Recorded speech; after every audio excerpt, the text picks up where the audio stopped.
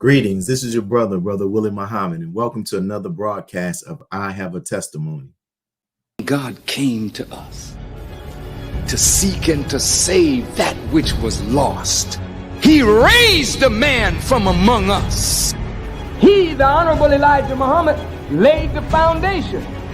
What I'm doing is something that comes from him through me, and the thing that he uses in me to do the work is my faith in him and the word that he taught.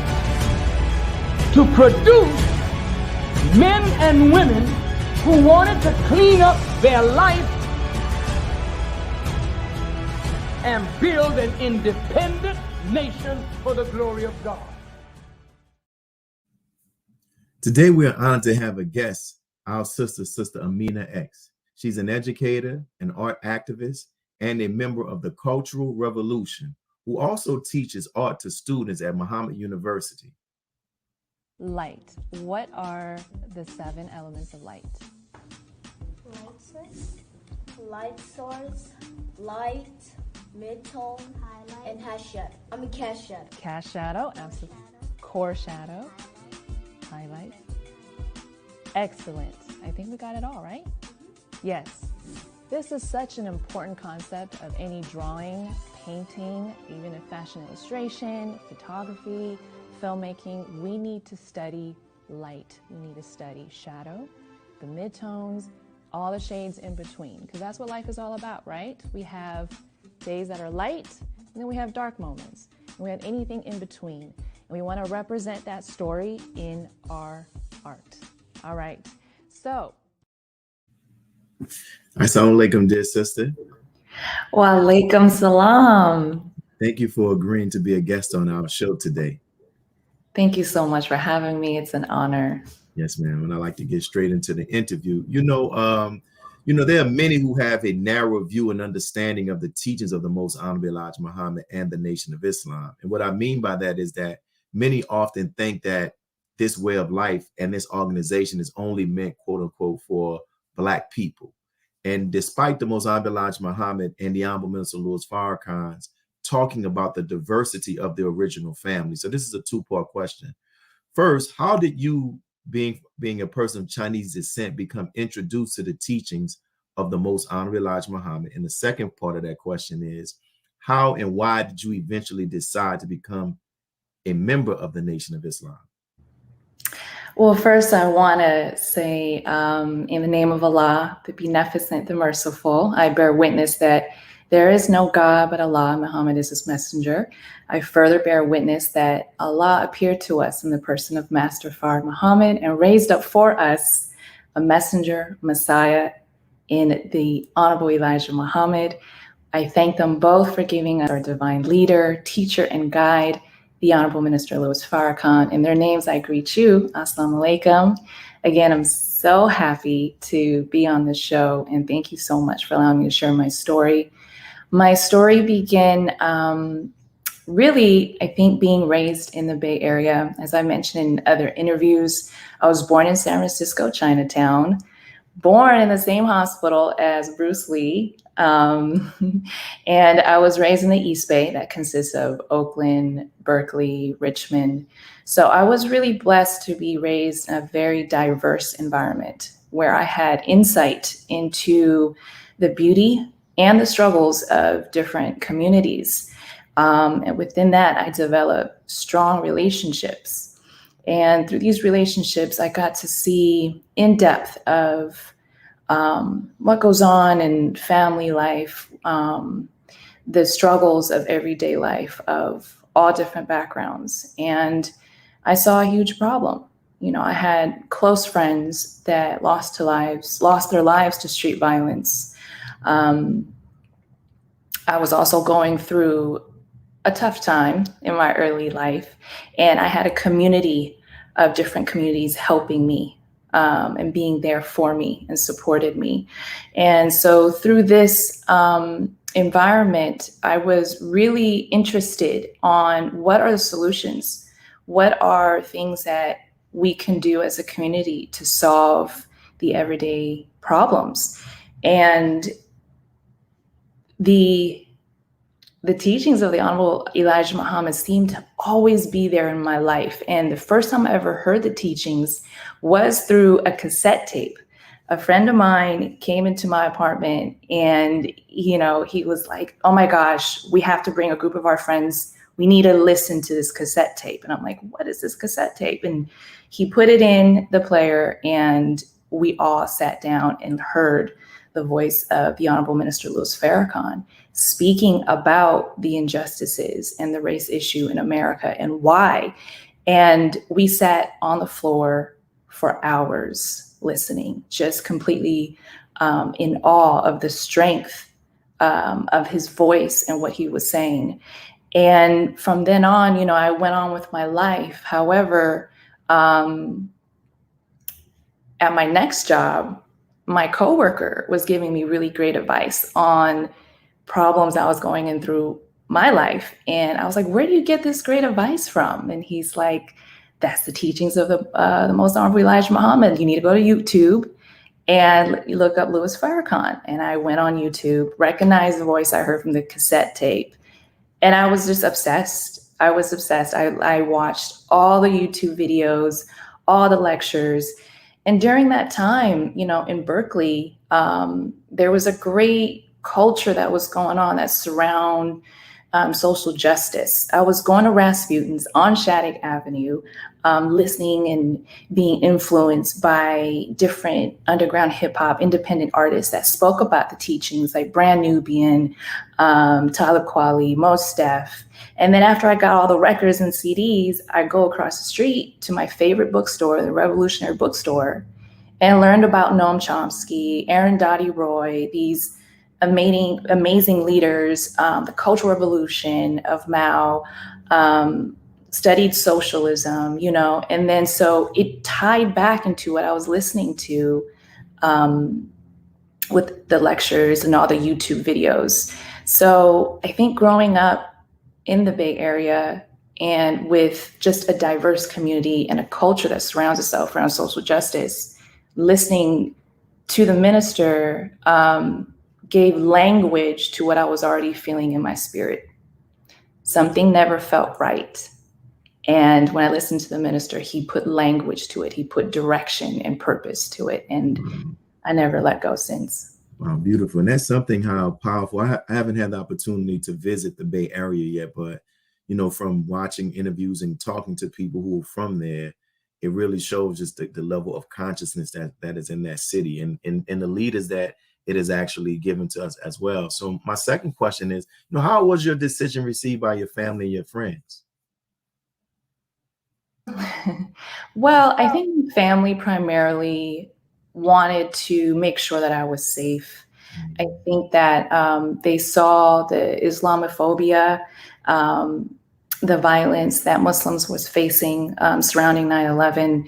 They wanted to make sure that I was safe. They weren't quite sure what exactly that I was getting myself into, but they knew that, you know, Amina Lay has always been kind of different and really has her own opinion and stand on her truth.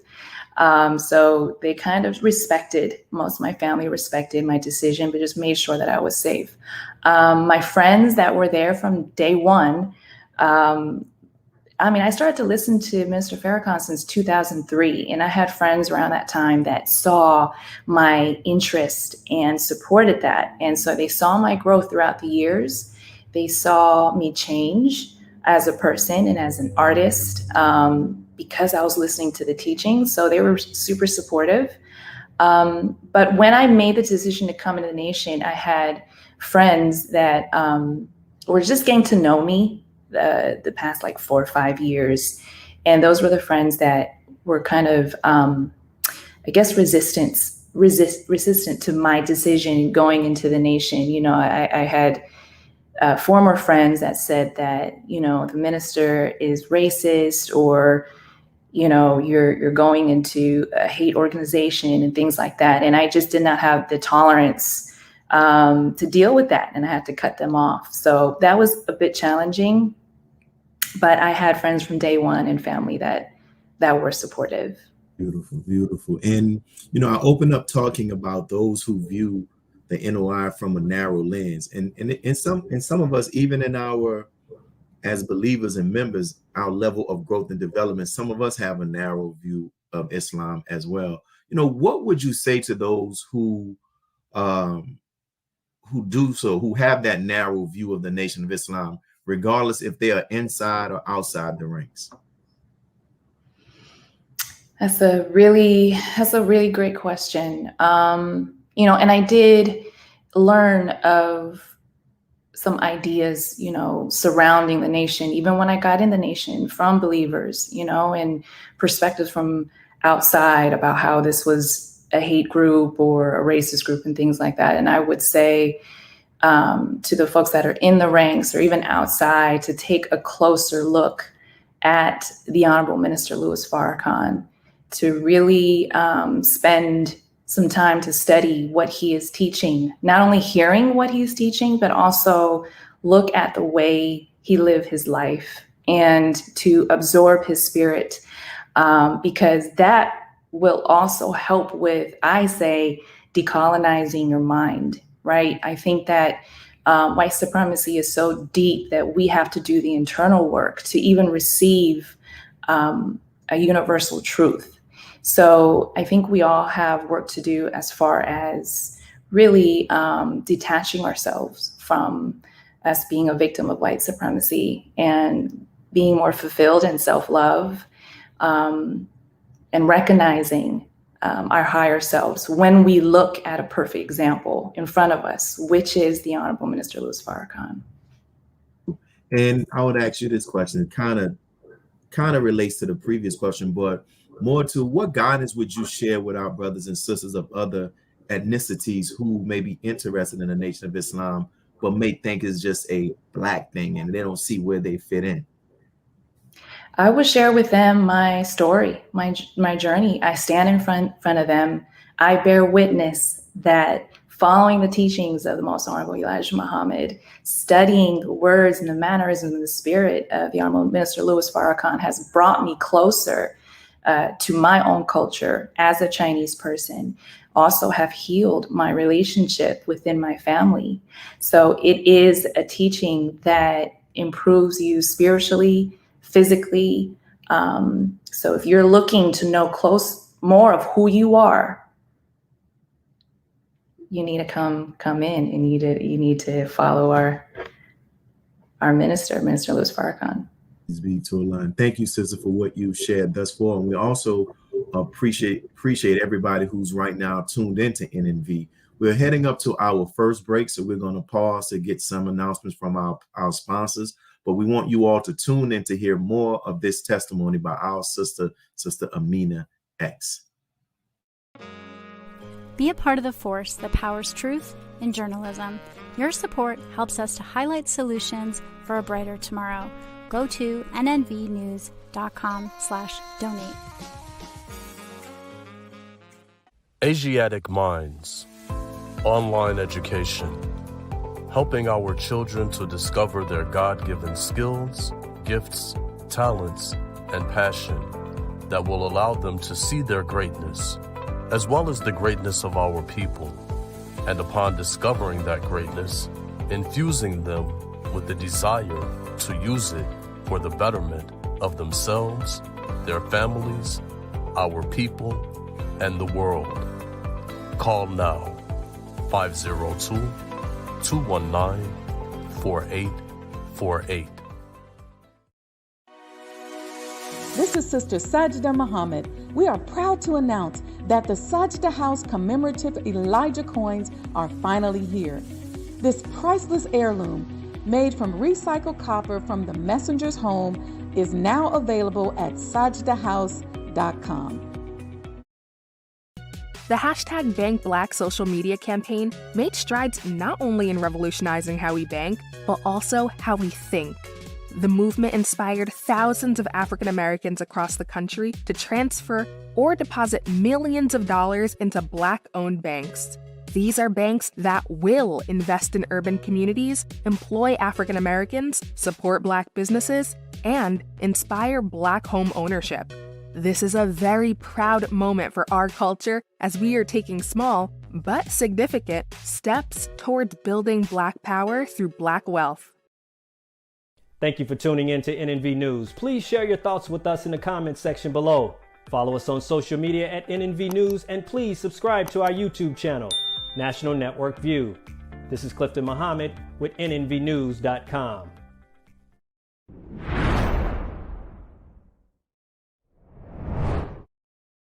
And welcome back, brothers and sisters, as we continue our interview with our sister Amina X. And she shared some very powerful testimony. And I think it's really good for us to watch this, because I'll share this with you, sister. Hearing the testimony of yourself, hearing the testimony of our sister, I know you probably know Sister Vivian, right? And even hearing the testimony of our brother, Lord, I can't just have this from Chicago, our Latino brother Abel.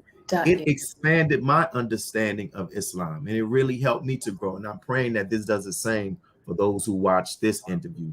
You know, in the next question, we saw and we see that there have been some attacks and are some attacks against members of the Asian community that have begun to grab headlines. And as I sat back and I observed the various discussions that were taking place, I realized that there are members of the Asian community as well as members of the African American community who have both been fed false ideas about each other, which impacts our relationship and our view of one another. So this is another two-part question.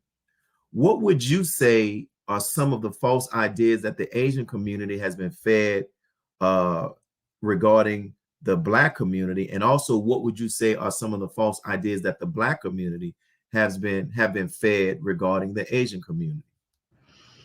Yes, and I'm going to answer that. I just want to piggyback off of what you said and mentioning Sister Vivian. I'm so glad you mentioned her, because once I started to really listen to the YouTube lectures, I'm like, I have to go to the mosque.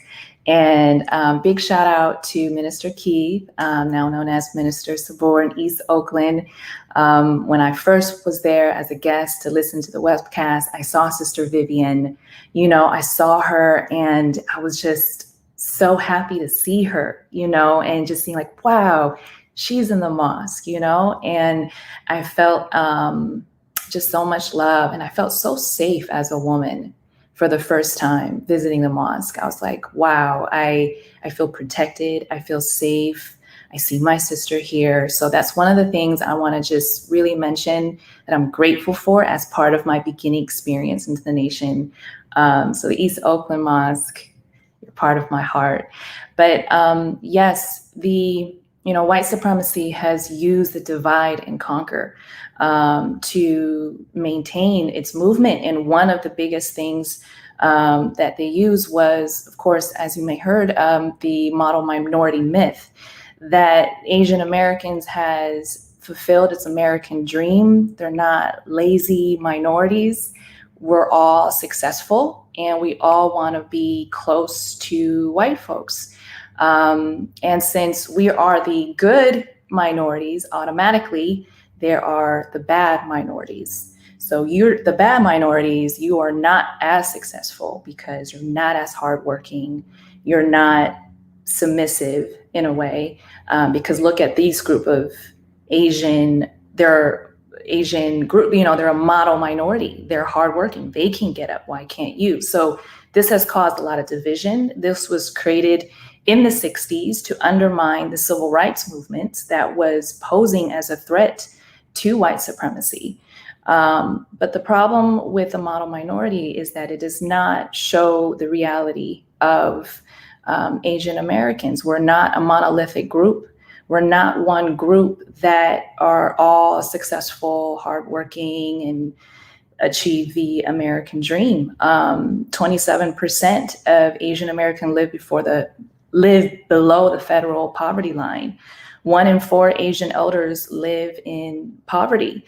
So even though we're seeing attacks on Asian elders, there's a more painful truth of systemic violence that's happening in our communities. It's the highest wage gap in the Asian community as well. And so I think also with the media and propaganda, in film and entertainment, that, Black folks are criminals, and then the Asian are the good minority. This has caused generations of mistrust and pain between the working class American, Asian American, and Black working group.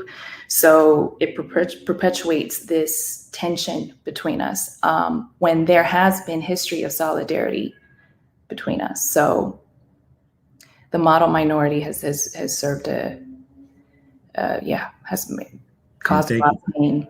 And thank you for that. And my question in regarding to that, what do you think we can do to help build a better bridge between both communities?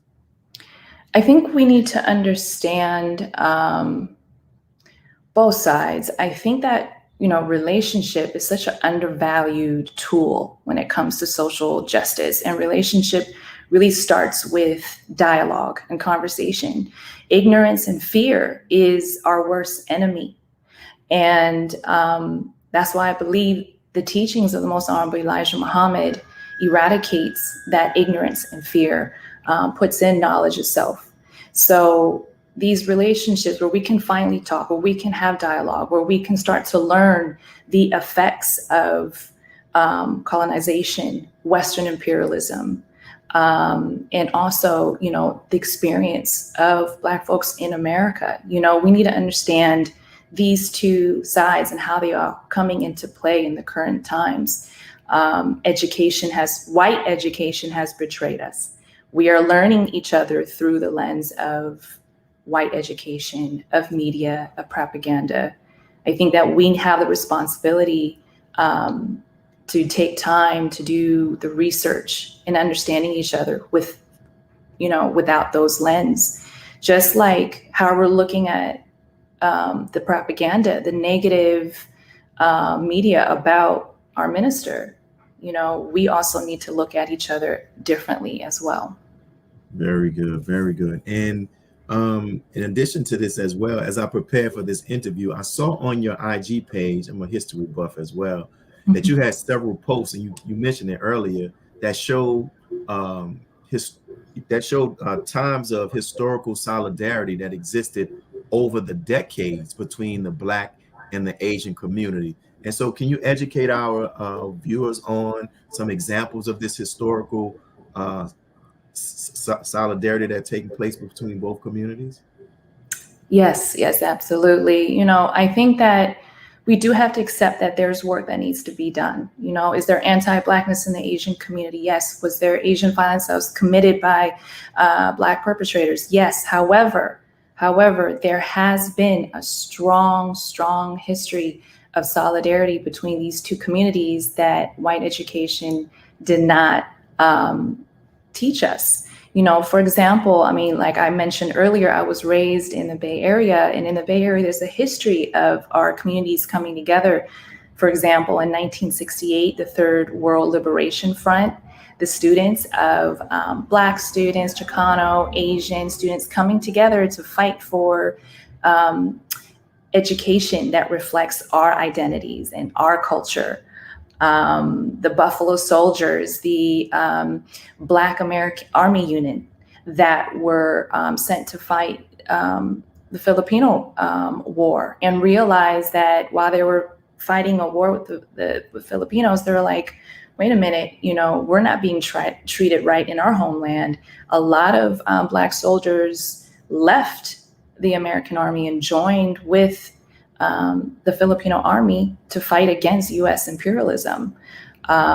Hurricane Katrina in New Orleans, when FEMA failed to help with the efforts of cleaning up the community, it was Vietnamese churches that were the place where Black and Vietnamese communities come together to figure out how to help and support each other, and protest against the landfill that was happening in their cities.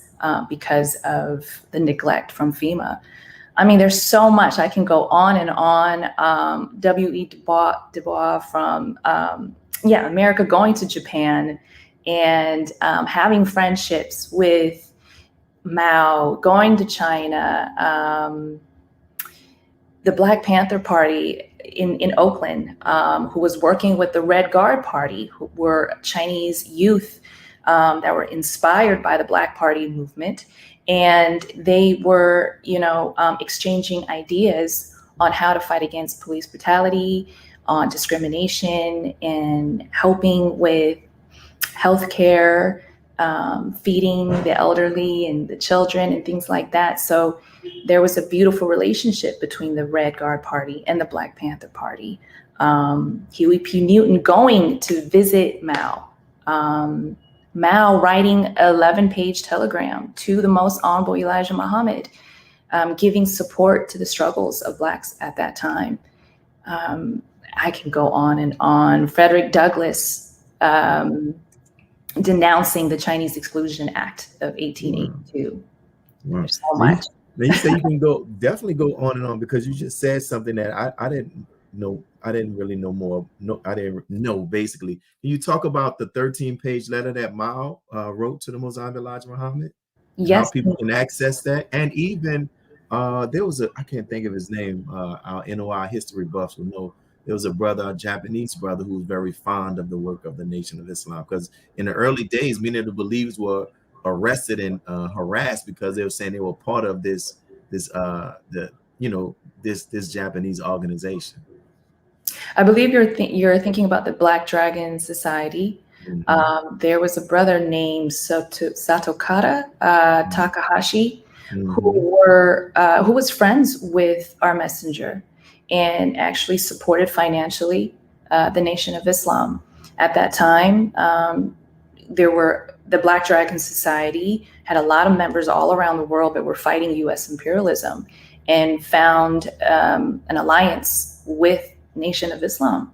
And so they were forming a friendship as well. I believe his wife, Sadokata's wife, was a former member of the Nation of Islam, Miss Peril Sherrod, if I believe I'm pronouncing it right. Wow. But yes, this is not being taught in our education system. And so I believe we have to take the time and just read and understand that there is an alliance, there is friendships in all walks of life for us. Definitely. And can you briefly share a little bit more about the letter that Mao Zedong that he wrote?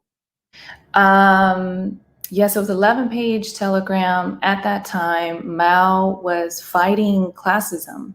He did not believe in, the working poor being really poor. He wanted equality, and he found an alliance or found parallel movements with the Black American Civil Rights Movement as fighting against injustices and the poor taking advantage, or the rich, taking advantage of the poor.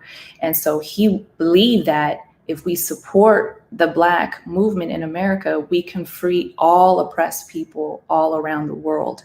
So he supported the Most Honorable Elijah Muhammad in uplifting Black people in America. Beautiful. See, I'm learning something as well. Now I'll do some more research. So thank you. And for those who are watching, we pray that you're really getting a great enjoyment out of our sister's interview and what she's sharing. And I pray that it is expanding our breast, as Moses prayed to Almighty God Allah for. So we're coming up on our next break, and we'll be right back with more from our Sister Amina X. Be a part of the force that powers truth in journalism. Go to nnvnews.com/donate. Worldwide, 24 hours a day, 7 days a week. Download the Final Call Radio app and take us everywhere. On your phone, on your computer, on your tablet, on Instagram, Facebook, and Twitter. You can also log on to finalcall.com and click the Listen Live button, or finalcallradio.com. Final Call Radio, the official voice of the Honorable Minister Louis Farrakhan and the Nation of Islam. Please share your thoughts with us in the comment section below. Follow us on social media at NNV News, and please subscribe to our YouTube channel at National Network View. I am Willie Muhammad with nnvnews.com.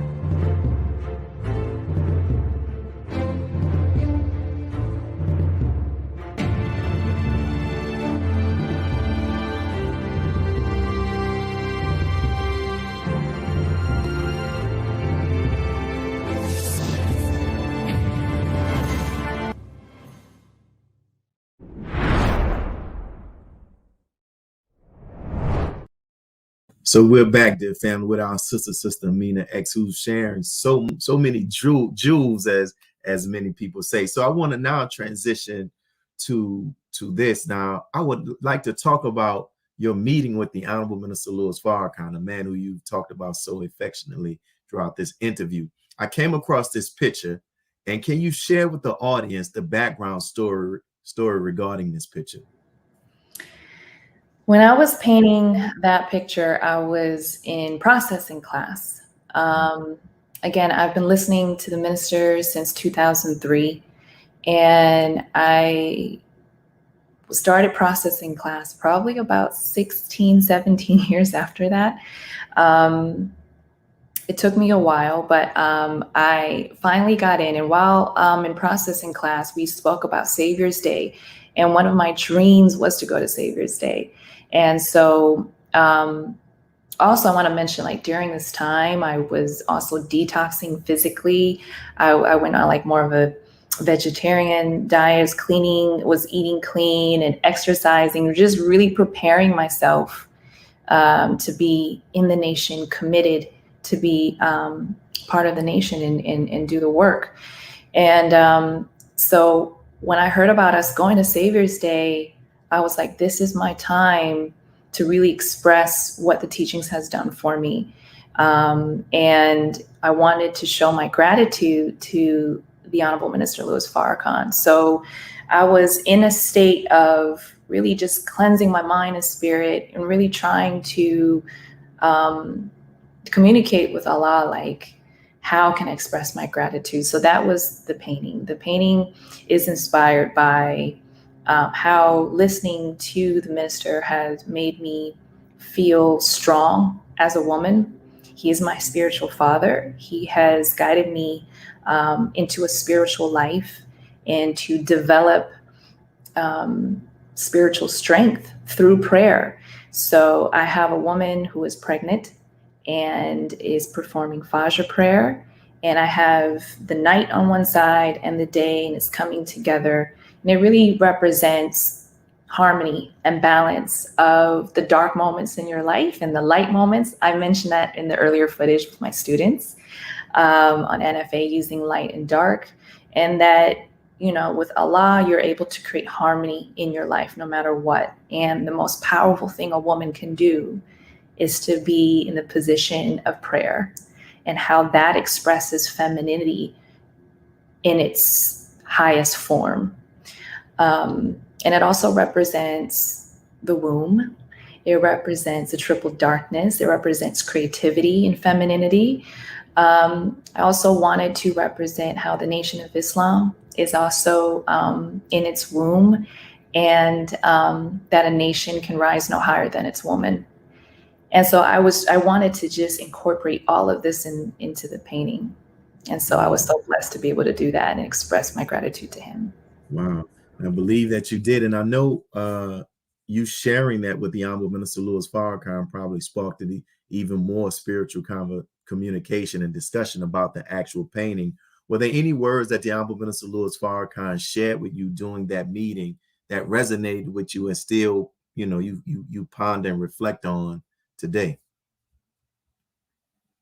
I am still processing and unpacking and going over in the moments over and over in my mind, because I can even like go back and pick up certain things that he said that applied to my life unraveling right now, you know, things that are happening right now. And I'm like, oh my goodness, this is happening. And I can think back what he said to me and apply it to what's going on, even what's going on with the Asian community and the Asian hate crimes that was going on. You know, when that was happening, I drew on the words of the minister for strength, but I'm still processing. I know one word, the few words that he did share with me that really resonated with me was that he told me to go back home, go back to my people, and be the best Muslim that I could be. And so that happened way before the news was speaking about Asian hate crimes and things like that. So when he said that to me, and then all this stuff was happening in the Asian community, I realized I was being called. He actually, it almost seems like he kind of told me what's going to happen and what I would need to do. And it's happening right now. Yeah. Wow. Beautiful. You know, one of the objectives of this show is to have our guests who have had the opportunity to interact with the Honorable Minister Louis Farrakhan to come on and testify about the man himself. And I base it off the scripture in the book of Revelation, where it says that the dragon was defeated by the blood of the Lamb and the power of their testimony, right? Because the minister has been demonized and is grossly misrepresented by the media and others. If you had the opportunity to stand before the world and share with them words that can help them really understand who the Honorable Minister Louis Farrakhan is, or qualities that he possesses, you know, what would you say and why? I mean, I would say simply that the Honorable Minister Louis Farrakhan saved my life, my physical life, and my spiritual life. You know, meeting Minister Farrakhan, there's just really no words to describe it. When you're in front of him, the power that you feel in the most gentle way, the most loving and compassionate way, that he looks at you with so much love and presence. He almost like looking right through you. It's indescribable. But I would say that listening to my teacher, I have, again, felt closer to my culture. I have been able to open my eyes and see more deeper into anything that I'm studying. So I not only feel closer to my culture, heal the relationship with my family, certain things that I realize I need to be held accountable for, but also it got me looking into the history of Islam in China, you know, and realizing like, wow, 30 years after Prophet Muhammad, peace and blessings upon him, passed, his uncle came to China to introduce Islam. And it happened right in the city where my family is from, in Guangzhou. And that's the oldest mosque in China. So if I did not listen to Minister Farrakhan, I would not have realized this, you know. So I'm able to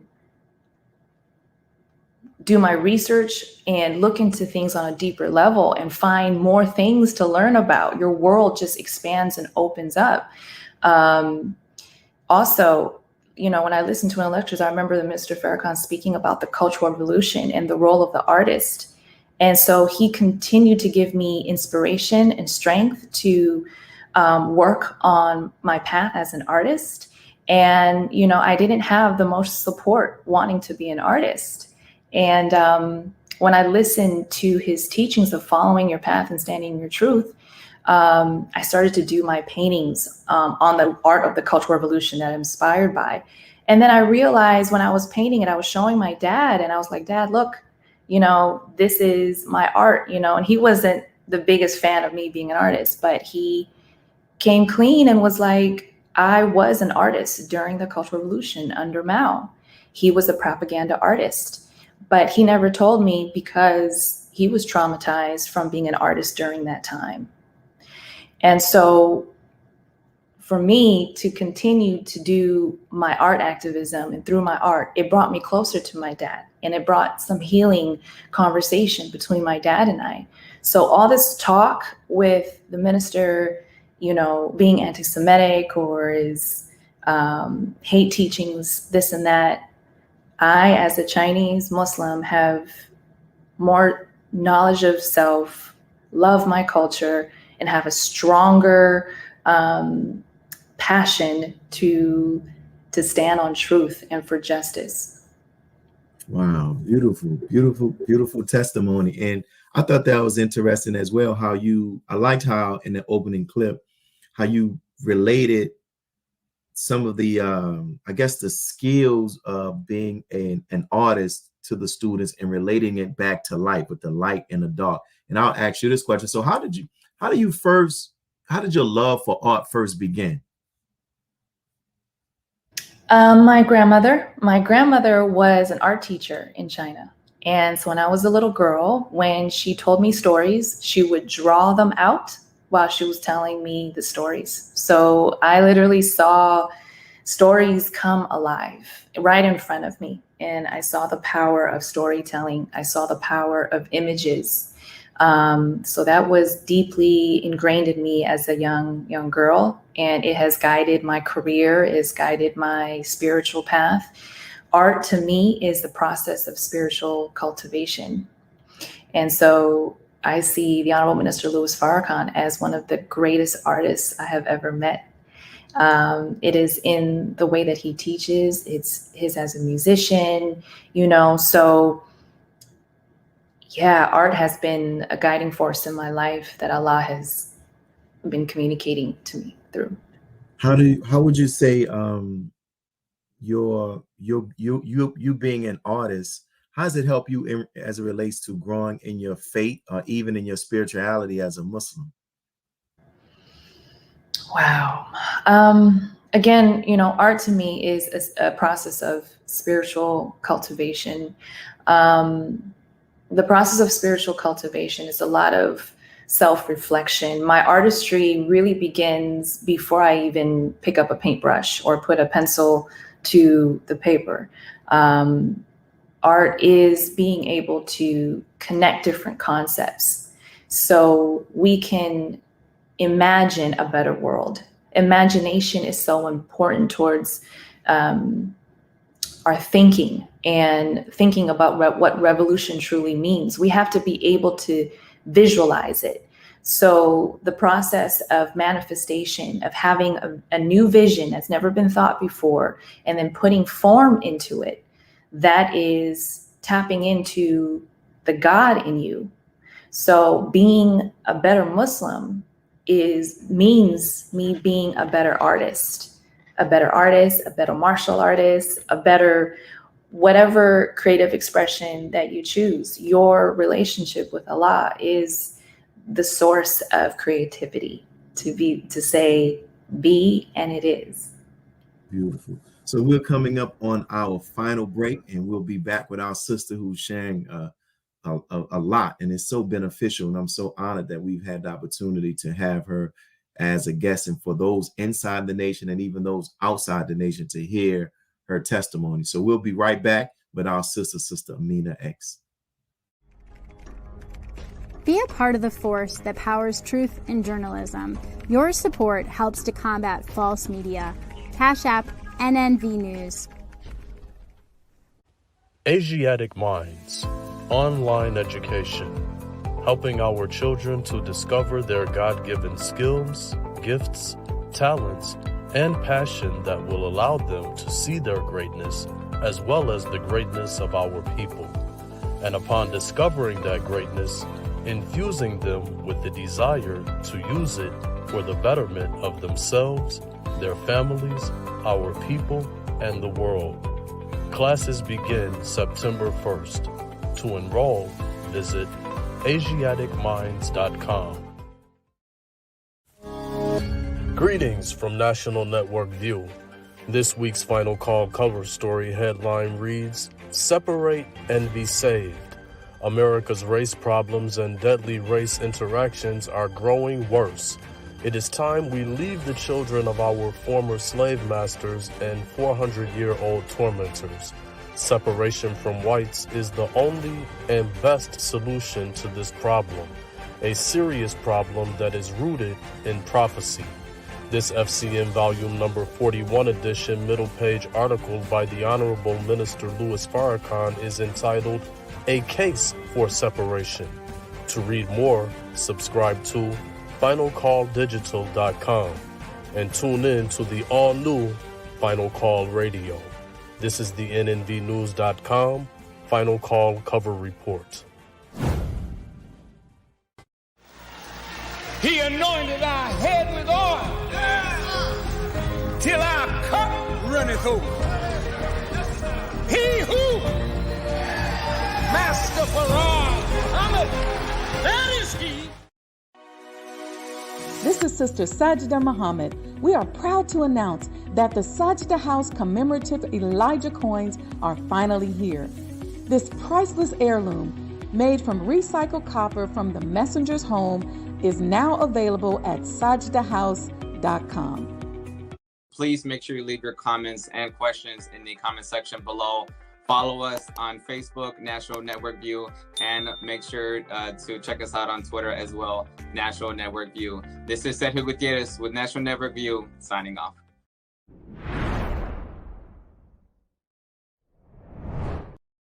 And we're back, brothers and sisters, with our final portion of our interview with our sister from the West Coast, Sister Amina X. And you talked about your love for art, and you mentioned also earlier about the Cultural Revolution, and you consider yourself to be a part of this cultural revolution as an artist. Can you talk about more? Can you explain to those who are watching more about what this means, the Cultural Revolution as an artist?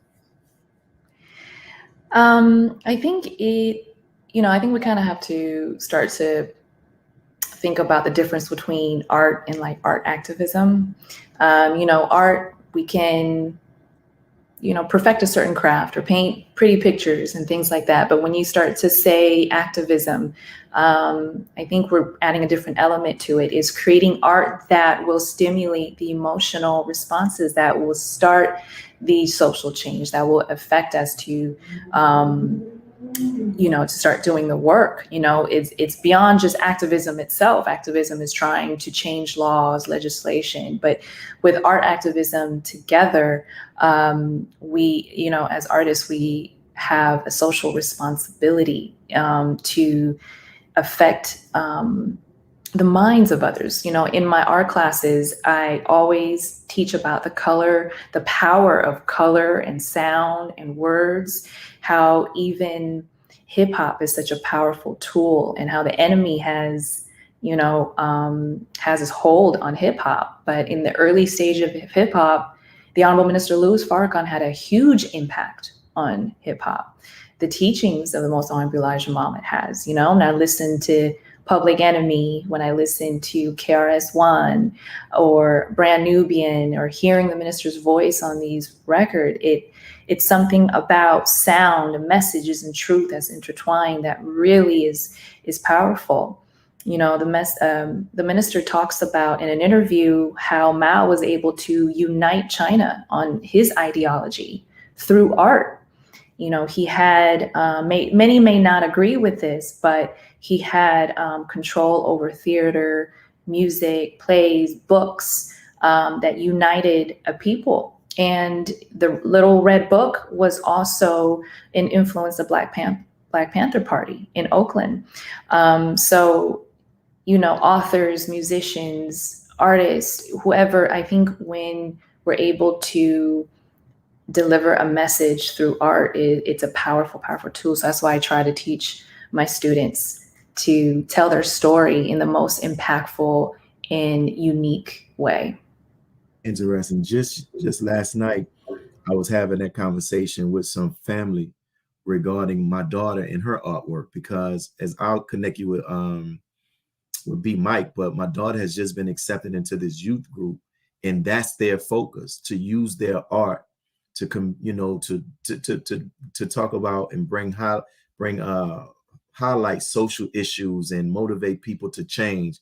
And B Mike is that type of artist as well. So to hear you say that is also confirmation. I've seen, you work with the students with the MUI. What have been some of your rewarding experiences with teaching the students at MUI art? Oh my goodness. It's been my joy to teach at Muhammad University of Islam. I bear witness that the teachings, we are literally raising baby gods. They are teaching me more than I'm teaching them. I'm a teaching artist. So sometimes I create workshops for public schools, and I'm working with Muhammad University of Islam at the same time. And I have to tell you, I see a big difference. I have to share that when I teach at the public schools, it's just not the same. The discipline, even the spirit, the enthusiasm to learn is just, you have to work a bit harder to pull it out of the public school students. When I'm teaching at Muhammad University of Islam, it is just like pure light. It's like this joy and enthusiasm to absorb what you're learning, and then just they have their own way of processing the what you're teaching. And what I really love what we're doing at Muhammad University of Islam is that we have a unique education that combines the teaching with the subject, you know, and we're all tying it together in you know, with a universal truth. And it's just so beautiful. It's a joy. So yeah. Yeah, beautiful. It's and it's interesting, you know, you probably aware of this as well, that there's an effort to kind of like limit art education in the school system. What do you see as the harm of that?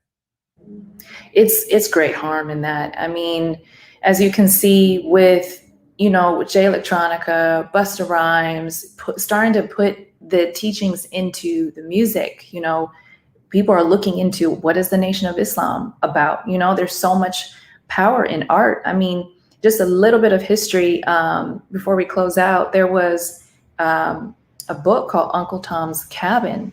That book was translated and it was read by, I think, around like 1960s in China. And when Chinese folks was reading about that book, they felt like they were going through similar struggles with Blacks in America.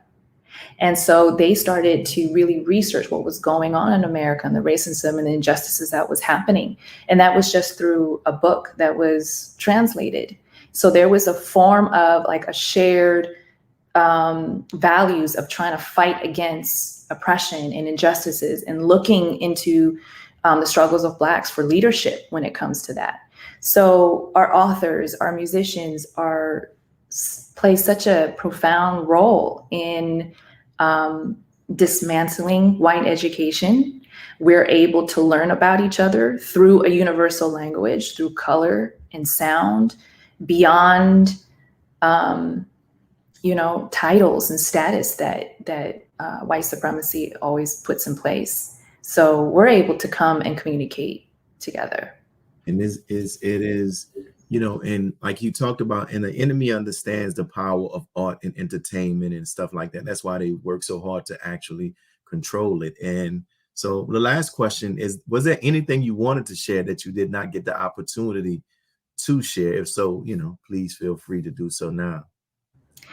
I want to share that I think one of the teachings that really, when I was in processing, I mean, I've always listened to the YouTube videos and things like that, and you know, valuing the women, and that's all beautiful. But I love coming into the nation and really starting to see the deeper levels of the teachings. I think one that really resonated with me is that, you know, what is the population of the original nation in the wilderness of North America and all over the planet? You know, the population is 17 million with 2 million is in India. So I'm like, oh my gosh, and all over the world is 4,400,000,000. So I'm thinking we have a family. We are connected, you know. And so the Most Honorable Elijah Muhammad taught us the knowledge of self that went beyond transactional solidarity. And during this time, I want to share that I have friends in the Asian community that are fighting for solidarity, fighting against war, imperialism, colonization, and doing the work in solidarity with the Black community. There's a group called Koreatown for Black Lives in Los Angeles. You know, first of every month, they're collecting supplies and donating it to communities in Watts. Connie one of my great friends, her organization called AAPI Women Lead, who's been working for years with the Black community in fighting against injustices. Eddie Zhang with New Breath Foundation, he creates events where Asian food, Asian music, Asian culture with Black food and music and coming together so we can really exchange ideas and have a dialogue, and it starts there. So I hope that we can see beyond our own personal experiences, and that we don't use generalization and stereotypes for the whole group of people, because there's beautiful movements that are currently happening.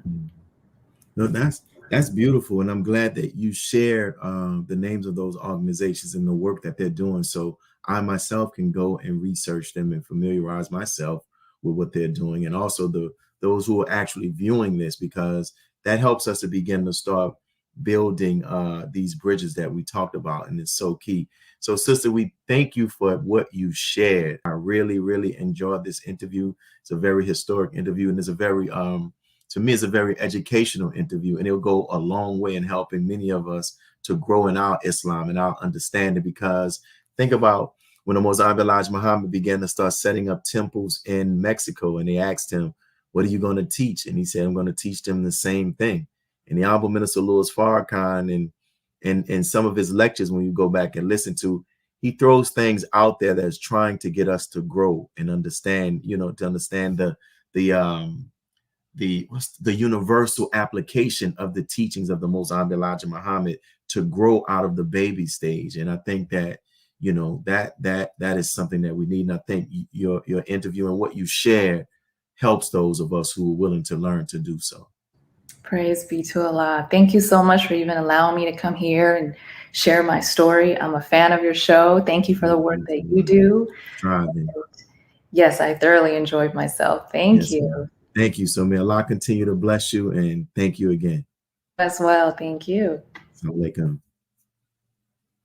So for you all who are actually watching, we pray that you had the opportunity to hear some of our sister interview, but we also pray that you have the opportunity to go back and watch the interview in its entirety, and you share it with others, share it with those who are in the nation and those outside of the nation. So what we're going to do, family, we're getting ready to go to our actual close, and we're going to talk about some of our closing announcements, right? And right now I'm actually doing this from a hotel room. We're actually evacuating from this storm, but we're going to make it happen. This station in NNV is so important. So let's get to what we have here. We're thankful for all of those who are constantly donating to our effort. Continue to donate. We want to put this mosque mortgage to sleep, to rest, to reduce, to eliminate it. So continue to give. You see the information there. In addition to that, if you or your family member are in need of prayer, send us their name so we can actually pray for them and pray for you. And lastly, you see the books that I have here. Go online and get you a copy of the books that we actually have and what we're doing. And now, those are the books, family. Go ahead and support and support your brother. And we thank you all, and make sure you tune into next week. This is your brother Willie Muhammad with National Network View. Peace. God came to us to seek and to save that which was lost. He raised a man from among us. He, the Honorable Elijah Muhammad, laid the foundation. What I'm doing is something that comes from him through me, and the thing that he uses in me to do the work is my faith in him and the word that he taught. To produce men and women who wanted to clean up their life and build an independent nation for the glory of God. Be a part of the force that powers truth in journalism. Your support helps to combat false media. Cash App NNV News.